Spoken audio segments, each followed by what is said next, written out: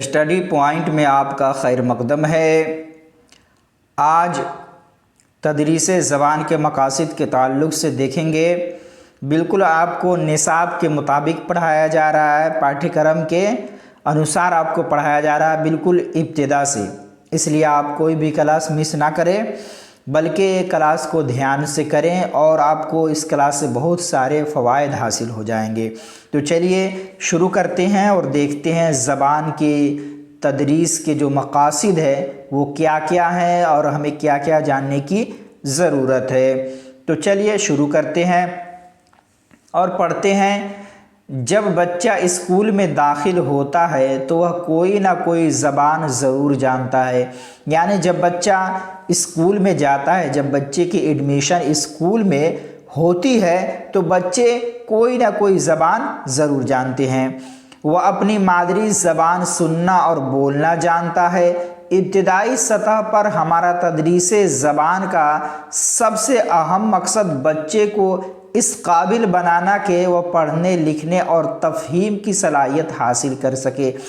مطلب یہ ہے کہ ہمیں ابتدائی سطح پر ہمارا تدریس کا ہمارے پڑھانے کا مقصد یہ ہے کہ ہمارے زبان کے پڑھانے کا سب سے اہم مقصد یہ ہے کہ بچے کو اس قابل بنا دیا جائے، بچے کو اس لائق بنا دیا جائے کہ وہ پڑھنے بھی لگے، لکھنے بھی لگے اور سمجھنے کی بھی صلاحیت ان کے اندر پیدا ہو جائے۔ تدریس زبان کا مقاصد یہی مقصد ہے اور سب سے اہم مقاصد یہی ہے، ٹھیک ہے، کہ وہ اپنے مادری زبان بچے سنتا ہے اور بولتا ہے۔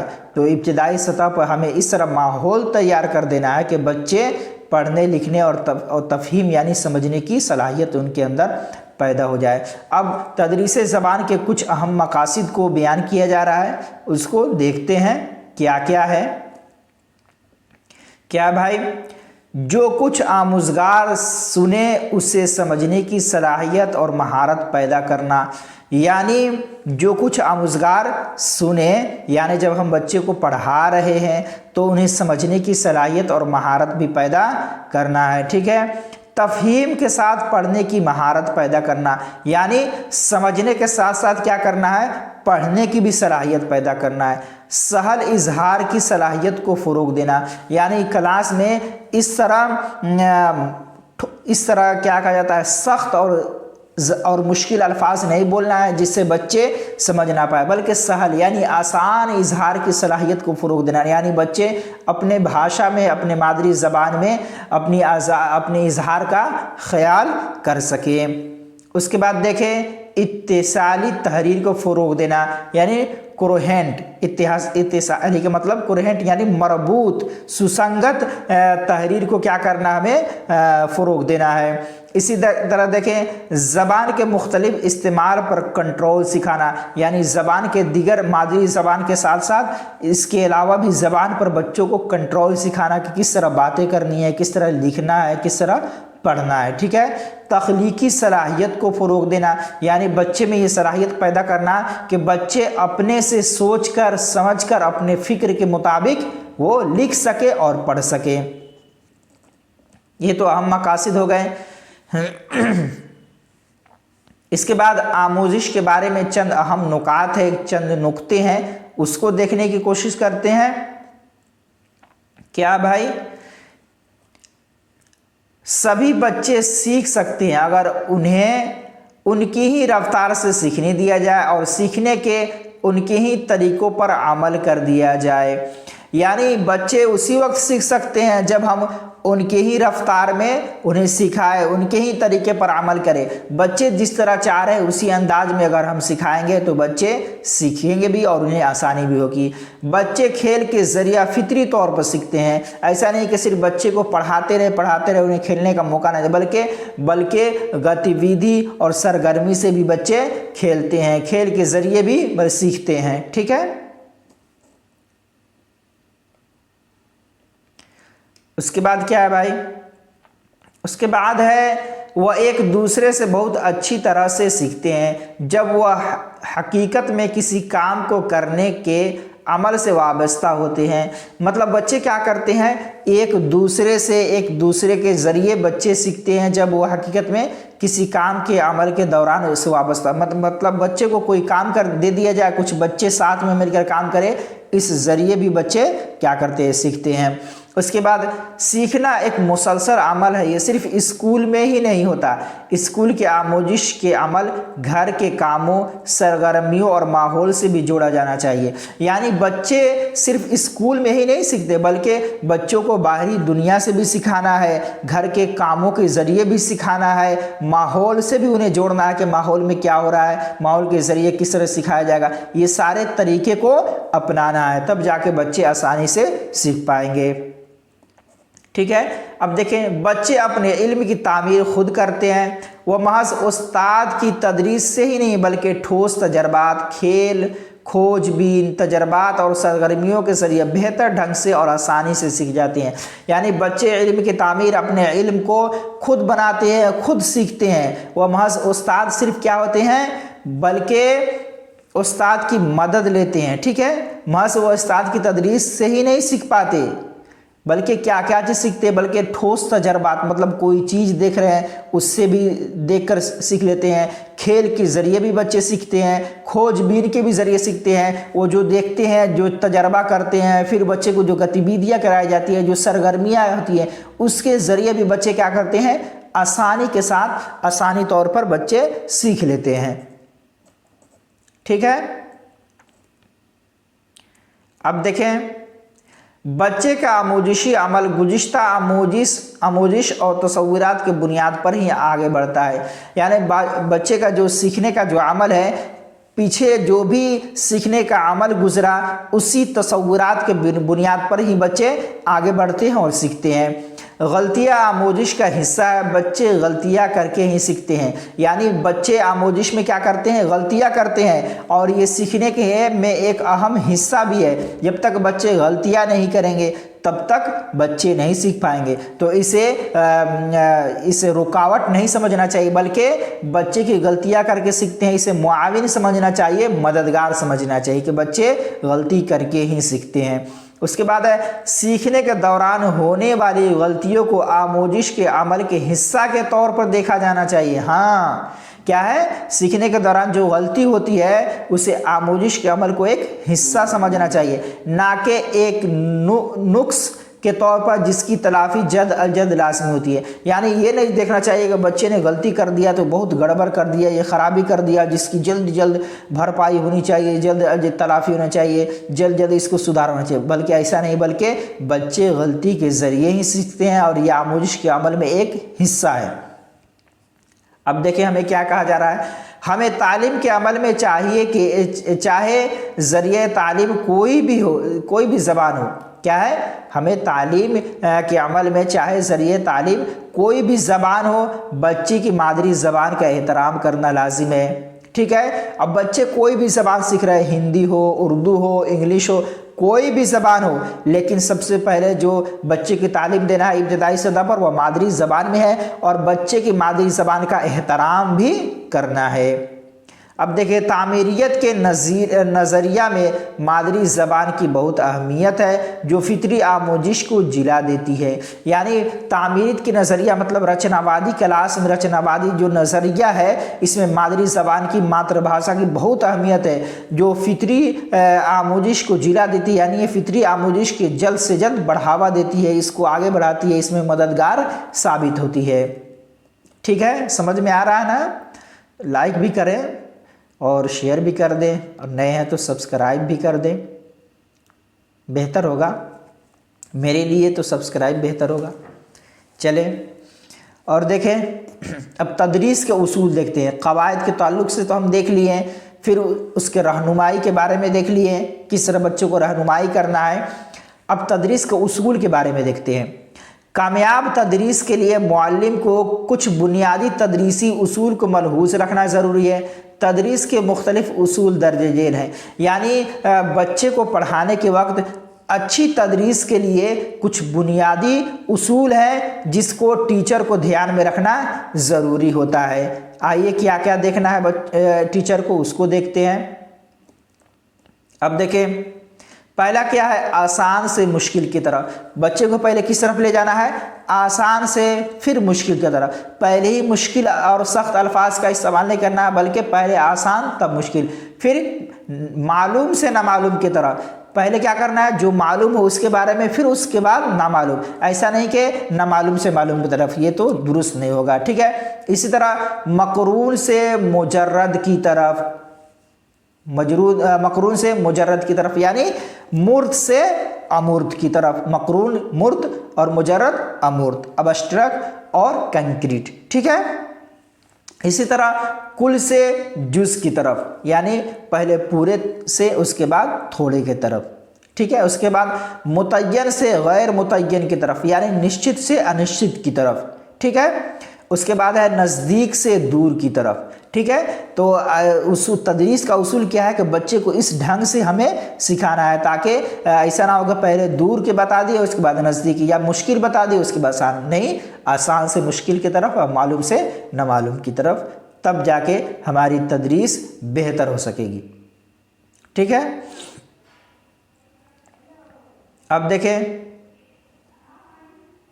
تدریس زبان کے طریقے. تدریس زبان کے طریقے کیا ہیں؟ یعنی زبان کے تدریس کے کیا کیا طریقے ہو سکتے ہیں، اس طریقے کو بتایا جا رہا ہے. تو کیا طریقے ہیں بھائی؟ دیکھتے ہیں. زبان اور آموزش سے متعلق نظریات نے زبان سیکھنے کے مختلف طریقے مرتب کیے ہیں. یعنی زبان اور آموزش سے متعلق جو نظریات ہیں، زبان سیکھنے کے جو نظریات ہیں، اس کے مختلف طریقے مرتب کیے ہیں، مختلف طریقے بیان کیا جا رہے ہیں. ان میں سے زیادہ تر طریقوں کی تشکیل دوسری زبان سیکھنے کے لیے کی گئی ہے. یعنی اس میں جو زیادہ تر طریقے ہیں، اس کی شکل کیا ہے؟ دوسری زبان سیکھنے کے لیے ہے. اس کے بعد ہے مادری زبان کی حصولی جس طرح فطری طور پر ہوتی ہے، ویسے ہی جماعت میں اس کی تدریس بھی فطری ماحول میں ہوتی ہے. کیا کہا جا رہا بھائی؟ کہ مادری زبان کی جو حصولی ہے، یعنی مادری زبان جو حاصل کرتے ہیں بچے، جس طرح فطری طور پر ہو جاتی ہے مادری زبان کی حصولی یعنی حاصل کر پاتے ہیں، ویسے ہی جماعت میں اس کی تدریس بھی فطری ماحول میں ہوتی ہے یعنی بچے کی. لیکن دیگر زبانوں کی آموزش کے لیے ماہر لسانیات نے مختلف طریقہ تدریس پیش کیے ہیں، جس میں سے کچھ اہم مندرجہ ذیل ہے. یعنی مادری زبان تو فطری طور پر ہو جاتی ہے، لیکن دوسری اور دیگر زبانیں ہیں اس کی آموزش کے لیے کیا ہے؟ جو ماہرین لسانیات ہے، جو لینگویج کے جو جانکار ہے، جو ماہر ہے، اسپیشلسٹ ہے، انہوں نے کیا کیا ہے؟ مختلف طریقہ بتایا ہے. اسی طریقے کو اپنا کر اور دیگر بھی زبانیں سیکھی جا سکتی ہے. تو اسی زبان کو ہم دیکھتے ہیں. پہلا کیا ہے؟ قواعد یعنی ترجمے کا طریقہ. اس کے بعد براہ راست طریقہ. اس کے بعد سمعی لسانی طریقہ. سب آگے بتایا جائے گا، سب کے ڈیٹیل. پہلے اتنا دیکھ لیں. ٹھیک ہے. اس کے بعد گفتگو کا طریقہ، کمیونٹی لینگویج لرننگ، سائلنٹ وے، ٹوٹل فزیکل رسپانس. اس کے بعد ہے فطری طریقہ. اب ایک ایک کر کے دیکھتے ہیں کس کو کیا کہتے ہیں. ٹھیک ہے. اب دیکھیں قواعد ترجمے کا طریقہ. اب اس کو کس لیے استعمال ہوتا ہے اس کو دیکھتے ہیں. یہ زبان سکھانے کا ایک روایتی طریقہ ہے. کیا ہے؟ جو پہلے سے جو روایتی طریقہ آ رہا ہے وہی طریقہ ہے. اس کا استعمال زیادہ تر ایک زبان کی مدد سے دوسری زبان سکھانے کے لیے کیا جاتا ہے. اس کا استعمال کس لیے کیا جاتا ہے؟ ایک زبان کو سکھانے کے لیے، ایک زبان سے دوسری زبان سکھانے کے لیے کی جاتی ہے. اس میں معلم کا کردار اہم ہوتا ہے، یعنی اس میں جو ٹیچر کا کردار ہوتا ہے اہم ہوتا ہے. اس میں ترجمے کی مدد سے دوسری زبان سکھائی جاتی ہے. یعنی اس میں جو ترجمہ کیا جاتا ہے اس ترجمے کے مدد سے دوسری زبان سکھائی جاتی ہے، جس سے محض آموزگار کی لغت پڑھنے لکھنے کی صلاحیت ہی پروان چڑھتی ہے. اس طریقے سے کیا ہوتی ہے؟ محض اس کی لغت یعنی زبان و الفاظ کے معنی وغیرہ پڑھنے اور لکھنے کی صلاحیت ہی پروان چڑھتی ہے. سننے اور بولنے کی صلاحیت کیا رہ جاتی ہے؟ اس میں دبی کی دبی رہ جاتی ہے، یعنی آگے نہیں بڑھ پاتی ہے. اس طریقہ میں اس طریقہ کا زیادہ تر استعمال پہلی زبان یعنی مادری زبان کی مدد سے دوسری زبان یعنی ہدف زبان سکھانے کے لیے کیا جاتا ہے۔ اس طریقہ کا زیادہ تر استعمال کیا ہو جاتا ہے؟ دوسری زبان سکھانے کے لیے کیا جاتا ہے۔ کس کے ذریعے سے؟ مادری زبان کے ذریعے سے۔ تو اس میں کیا ہے؟ ایک روایتی طریقہ جو پہلے سے آ جاتا ہے، تو اس میں آموزگار سیکھنے والے کی صرف لغت، پڑھنے اور لکھنے کی صلاحیت بڑھتی ہے، لیکن سننے اور بولنے کی جو صلاحیت ہے وہ دبی رہ جاتی ہے۔ ٹھیک ہے، اب دیکھیں راست کا طریقہ کیا ہے بھائی؟ راست کا طریقہ، تو راست کا طریقہ دیکھتے ہیں۔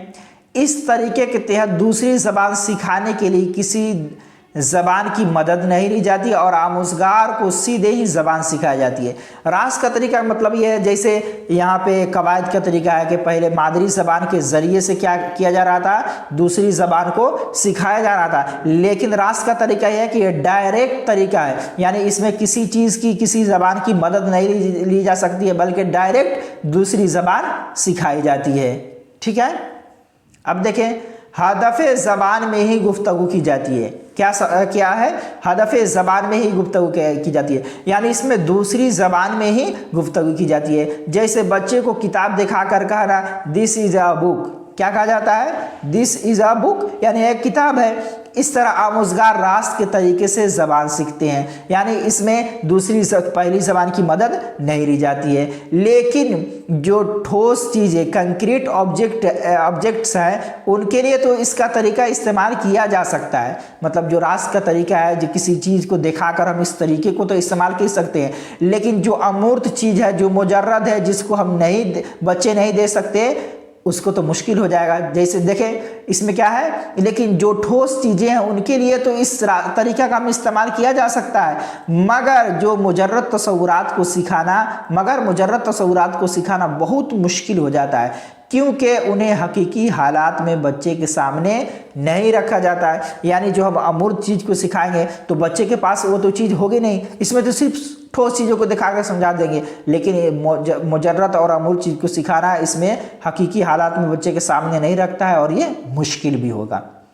اب دیکھیں اس طریقہ کے بارے میں کیا کہا جا رہا ہے، کیسا طریقہ ہے یہ طریقہ پہلی زبان، مادری زبان کی آموزش کے لیے مفید ہے، ابتدائی درجات میں زیادہ استعمال ہوتا ہے۔ یعنی یہ طریقہ جو ہے پہلی زبان کے لیے تو ٹھیک ہے، لیکن دوسری زبان کے لیے بہتر نہیں ہے۔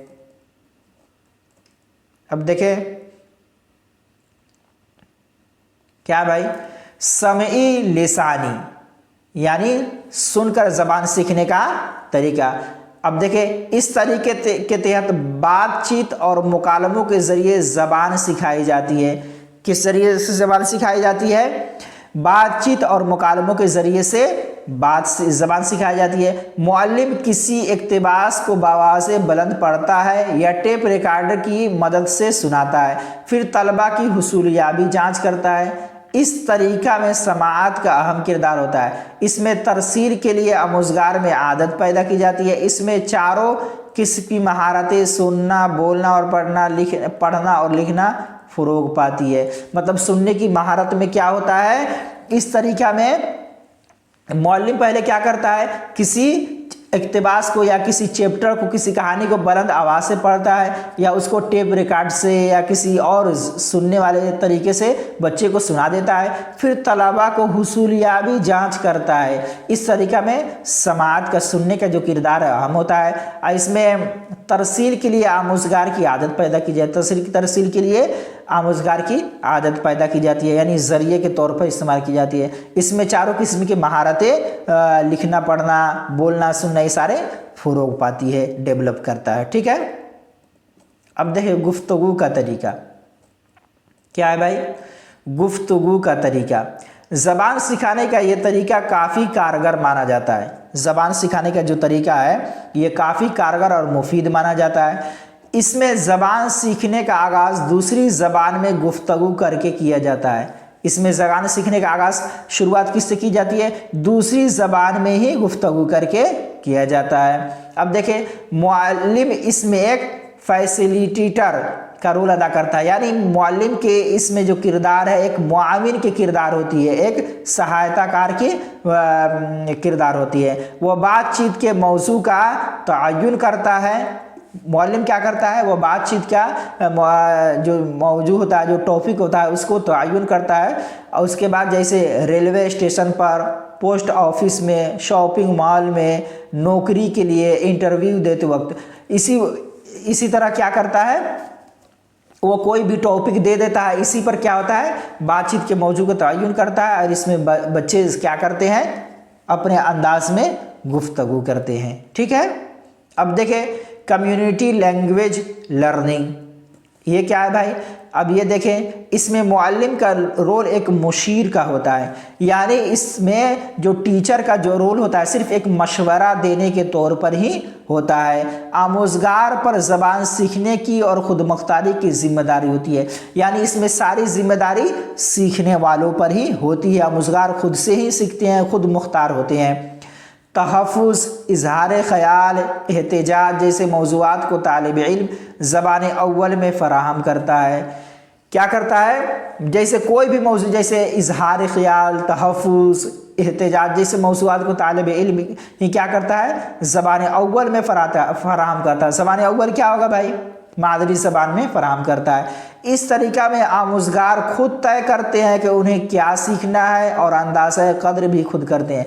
यानी आमोज़गार यानी इस तरीक़ा में क्या करते हैं, सीखने वाले ही ये तय करते हैं कि उन्हें क्या सीखना है और किस तरह सीखना है, और अंदाज़ा क़द्र, अपना जो अंदाज़ा, अपनी जाँच है, अपने होशियारी की जाँच है, वो खुद ही करते हैं। ठीक है।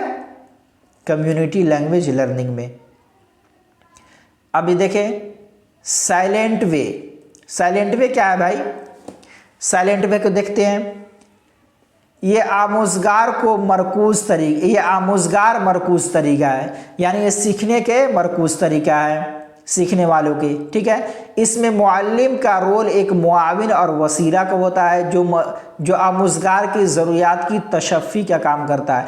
इसमें क्या होता है, मुअल्लिम का रोल एक मुआविन का, मददगार का होता है, और एक ज़रिया का होता है, वसीला का, जो आमोज़गार की ज़रूरियात की तशफ़ी का काम करता है। इसमें मुअल्लिम मुतहर्रिक लेकिन खामोश रहता है। इसमें टीचर जो है मुतहर्रिक करता है, हरकत करता है, लेकिन खामोश रहता है, और ज़्यादातर आमोज़गारों के दरमियान बातचीत को फ़रोग़ देता है। यानी जो बच्चे हैं आपस में इसमें ज़्यादा बातचीत करते हैं, और टीचर क्या आता है, इसको फ़रोग़ देता है, आगे बढ़ाता है। मुस्बत एहसास और ताआवुन की हौसला अफजाई की जाती है, यानी जो इसमें जो फ़िक्र होती है, जो मुस्बत फ़िक्र होती है, उसकी हौसला अफजाई होती है। ठीक है। अब देखें टोटल फिज़िकल रिस्पॉन्स क्या है, टोटल फिज़िकल रिस्पॉन्स। इस तरीक़ा की खोज माहिर नफ्सियात जेम्स एशर ने की है। इस तरीक़ा के जो खोज की है उनका नाम क्या है, माहिर नफ्सियात क्या है, जेम्स एशर। ठीक है। उनके मुताबिक बेहतर आमोजिश के लिए तलबा का जिस्मानी और ज़हनी तौर पर शामिल होना ज़रूरी है। इस तरीक़ा में दीगर महारतों के मुकाबले समाअत और बोलने पर ज़्यादा जोर दिया जाता है। टोटल फिज़िकल रिस्पॉन्स में क्या होता है कि इसमें उनके मुताबिक पहले क्या कहा गया है कि आमोजिश के लिए तलबा का जिस्मानी और ज़हनी तौर पर शामिल होना ज़रूरी है। यानी जिस्म तो शामिल है किसी काम के लिए, लेकिन ज़हन क्या है, दूसरी तरफ है, क्रिकेट खेलने की तरफ है, से जल्दी से छुट्टी होगी क्रिकेट खेलने जाएगा, लेकिन जिस्म यहाँ पे सोच रहा है अरे वहाँ पे तो बिरयानी खानी है, अभी यहाँ पे क्लास में है, तो ध्यान तो बिरयानी पर है, लेकिन पढ़ाई में बैठा है, तो उसकी समाअत काबिल कबूल नहीं होगी। टीचर बोलेंगे दिल्ली में कुतुब मीनार है, तो बच्चा क्या सुनेगा, दिल्ली में कुत्ता बीमार है। तो उसका ज़हन और जिस्म दोनों शामिल होना चाहिए। इस तरीक़ा में दीगर महारतों के मुकाबले क्या होता है, समाअत यानी सुनने और बोलने पर जोर दिया जाता है। तो बच्चे ज़हनी तौर पर जब शामिल होंगे तभी तो वो बात को सुन पाएंगे, सुनकर फिर बोल पाएंगे। तो टोटल फिज़िकल रिस्पॉन्स में दीगर महारतों के मुकाबले इसमें सुनने और बोलने के ज़्यादा जोर दिया जाता है। ठीक है।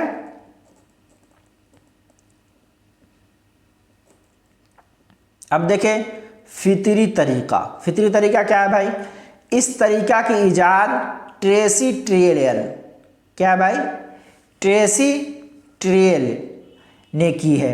ये तरीक़ा करके सीखने पर मबनी है। ये तरीक़ा क्या है, کر کے سیکھنے پر آدھارت ہے، کر کے سیکھنے پر مبنی ہے۔ اس کے مرکز میں معلم یا کتابیں نہ ہو کر طالب علم ہے، یعنی اس میں نہ معلم ہوتا ہے اور نہ ہی کتابیں ہوتی ہیں، بلکہ طالب علم خود ہوتا ہے اور وہ اپنے سے سیکھتا ہے۔ اس طریقہ کا نظریہ ہے کہ طالب علم غلطی کر کے ہی سیکھتا ہے۔ اس طریقہ کا نظریہ کیا ہے؟ فطری طریقہ کا نظریہ کیا ہے کہ بچے اس میں غلطی کر کے ہی سیکھتے ہیں۔ اب دیکھیں، غلطیاں سیکھنے کے عمل کا حصہ ہے، یعنی جو سیکھنے کا جو عمل ہے اس میں غلطی ہونا ضروری ہے، بچے غلطی کر کے ہی سیکھتے ہیں۔ بچوں میں زبان سیکھنے کی بھرپور صلاحیت ہوتی ہے، ضرورت ہے تو انہیں ماحول فراہم کرنے کی اور ان کی دلچسپی اور ضرورت کے مطابق مواد فراہم کرنے کی، یعنی بچوں میں جو زبان سیکھنے کی صلاحیت ہوتی ہے پوری طور پر صلاحیت ہوتی ہے، ہمیں ضرورت اس بات کی ہے کہ ہم ان کو ایسا ماحول فراہم کریں جس میں انہیں کسی اکتاہٹ، کسی پریشانی کا وہ شکار نہ ہو، اور پھر ان کے ضرورت کے مطابق مواد دیں۔ ایسا نہ کہ بچے پرائمری سطح پہ ہیں اور ان کے کتاب مڈل سطح کی دے رہے ہیں، ایسا نہیں کرنا ہے، بلکہ ان کی دلچسپی کے مطابق مواد دینا ہے، گتیویدیاں کرانا ہے، سرگرمیاں کرانا ہے، تب بچے جا کر پڑھائی کے معاملے میں آگے بڑھ سکیں گے۔ تو آج کا کلاس یہیں پہ ختم کرتے ہیں۔ شکریہ، جزاک اللہ۔